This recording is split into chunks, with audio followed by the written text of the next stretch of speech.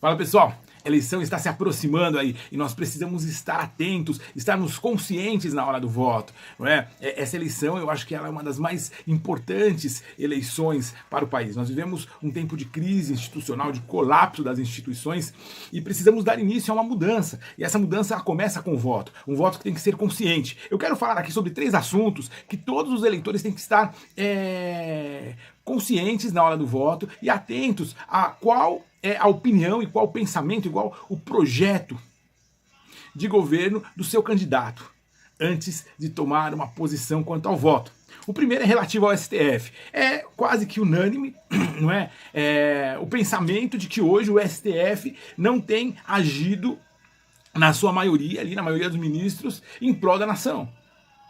Que eles têm julgado mais em favor de seus amigos, mais em favor de beneficiar políticos corruptos, empresários desonestos, do que pensar e agir e votar e exercer o seu papel em favor e em prol da nação.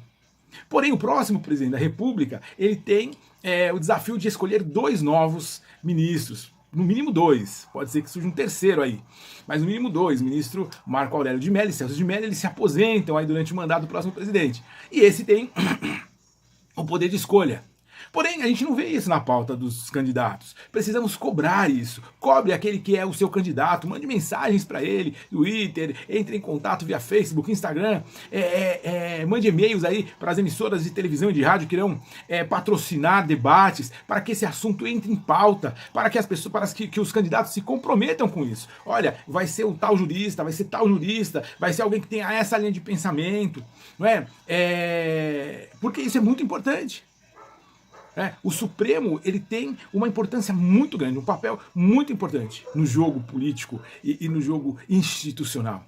E se nós estamos vivendo uma falência nas instituições e precisamos restaurar, reestruturar as instituições, o nosso futuro presidente da República, ele tem um papel muito importante nisso. Então, pense nisso, o seu candidato, ele pode ter o poder de reestruturar o Supremo Tribunal Federal, ok? Segundo item, é bem rápido esse vídeo, é um vídeo de conscientização, dívida pública. Nós temos uma previsão aí de 6,6 trilhões do PIB aí para o ano de 2018, mas nós temos uma dívida pública que beira os 6 trilhões. Perceba que não há espaço para novos investimentos. Então, promessas de mudança rápida.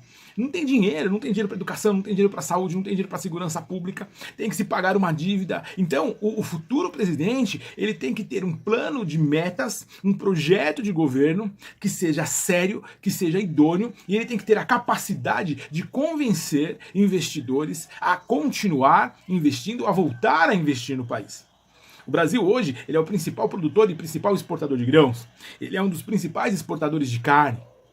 Então, nós temos como atrair investimentos, mas ninguém vai investir num país desorganizado, num país imaturo, num país desonesto. Então, o desafio do presidente futuro é criar um plano de governo, criar um projeto de governo que dê sustentação a um argumento que traga de volta investimentos, para que o Brasil comece a entrar nos eixos novamente, para que a economia possa começar a fluir novamente.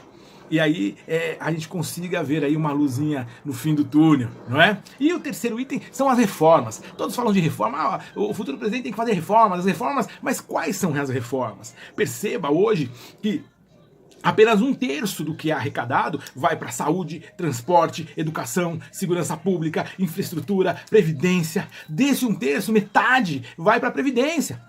Os outros 2/3 ficam só para manter a máquina pública, uma máquina pública inchada. Olha só, as reformas precisam ser feitas. A reforma da Previdência, ela precisa ser feita porque as relações trabalhistas vêm mudando e vão continuar mudando. E isso pode ser um problema lá na frente. Porém, se antes da reforma da Previdência nós fizermos uma reforma na máquina pública, na máquina administrativa, um enxugamento da máquina pública, vão sobrar mais recursos.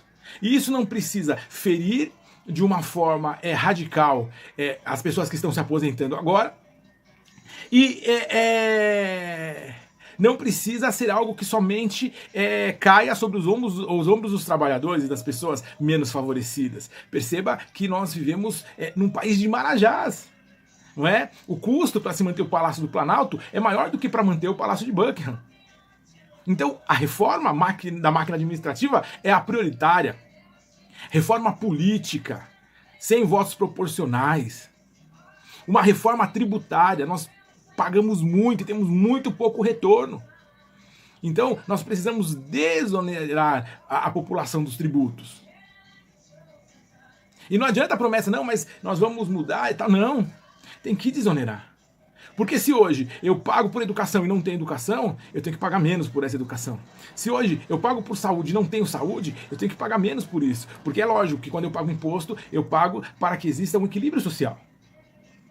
Não é? Que da mesma forma que eu que posso pagar um colégio, um convênio, eu possa dar condições para que todo brasileiro tenha acesso à educação, tenha acesso à saúde. Mas se isso não acontece, então a gente precisa de algumas mudanças. Reforma tributária, reforma da máquina pública e reforma política. Essas são as 3 reformas que precisam ser feitas com urgência no país. Muito antes até da reforma da Previdência. Percebe? Então, é isso que eu queria falar para você. O seu candidato, ele tem pautado esses itens? O seu candidato tem um plano de governo? Qual é o plano de governo? Isso aqui está em sintonia com o plano de governo dele? Pense nisso. Cobre o seu candidato. Faça acontecer a mudança que você quer para o país. Valeu? Até mais.